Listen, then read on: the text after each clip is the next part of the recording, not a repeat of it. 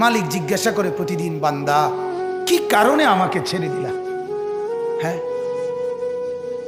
রাত 12টা বাজে তুমি ঘুমায় গেলা, মা ঘুমায় গেল, বাপ ঘুমায় গেল, বিবিও ঘুমায় গেছে, পাড়া পড়শি ঘুমায় গেছে। আল্লাহ বলেন আমি তো ঘুমাই নাই। বান্দা আমিও তো ঘুমাই নাই, সারাদিনে আমিও তো জগৎটা পরিচালনা করছি, তবুও তো আমার কোনো ক্লান্তি নাই, আমি তো ঘুমাই নাই। কেন ঘুমাই নাই জানো বান্দা? রাতের 2টা বাজে যদি তোমার পেশাব করতে হয়, রাতের 3টা বাজে যদি তোমার দরজা খুলতে হয়, তখন যদি তোমাকে উঠতে হয়, আর আমি যদি ঘুমায় যাই বান্দা, তোমারে চোখ মেলে দিবে কে?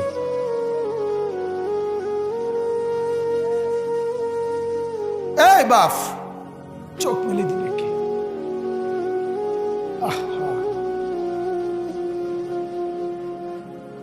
আল্লাহ আমাদেরকে মাফ করে। কোরআনুল কারীমের মধ্যে আল্লাহ তাআলা বলছে ওয়াহুয়াল্লাযী ইয়াতাওয়াফফাকুম বিল-লাইল। কোরআনে আল্লাহ বলে, বান্দা শোনো, প্রত্যেকটা মানুষকে রাত গভীরে যে ঘুম আমি দেই, সেটা ঘুম না, আমি ওয়াফাত দেই, আমি মূলত মৃত্যু দিয়ে দেই। আবার আমি দয়া করে একটা নির্দিষ্ট সময় পরে চূড়ান্ত মৃত্যু দেব বলে আমি আবার সেই হায়াত সকালবেলা যখন জাগতে শুরু হয় তখন আমি ফিরে দেয়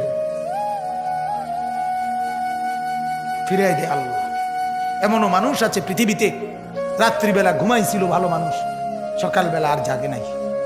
আমার একজন দূরসম্পর্কীয় চাচা আছে, প্রফেসর ছিলেন, ভালো মানুষ ছিলেন, রাত্রিবেলা জলজ্জান্ত মানুষ ঘুমাইছে, সকালবেলা আর দরজা খুলে দেখছে ওই মানুষটা জীবিত ছিল না, মারা গেছে।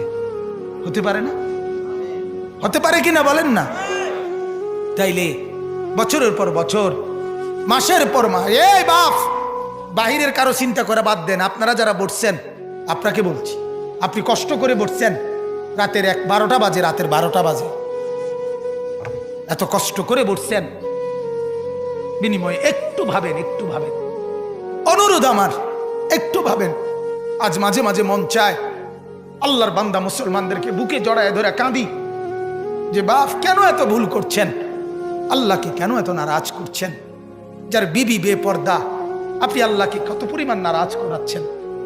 যার স্ত্রী, যার মেয়ে বেপর্দা, আপনি আল্লাহকে কি পরিমাণ নারাজ করছেন বলেন?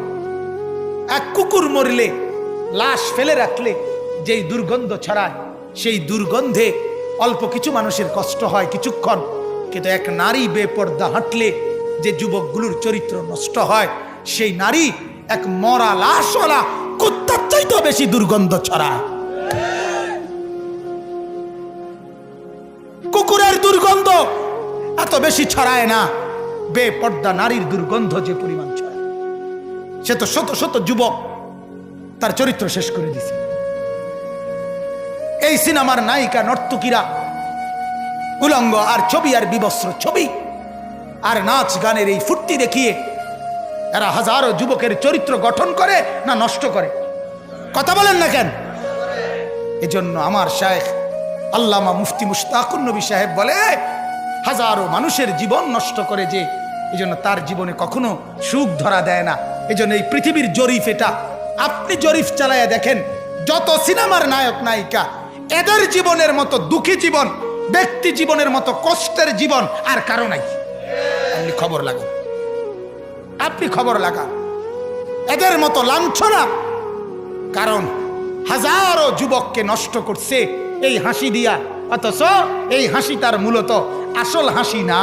এই হাসি যদি ল্যাবে অথবা ডায়াগনস্টিক সেন্টারে পরীক্ষা করায়, প্রত্যেকটা হাসির মধ্যে ফরমালিন পাওয়া যাবে। কি পাওয়া যাবে? ফরমালিন।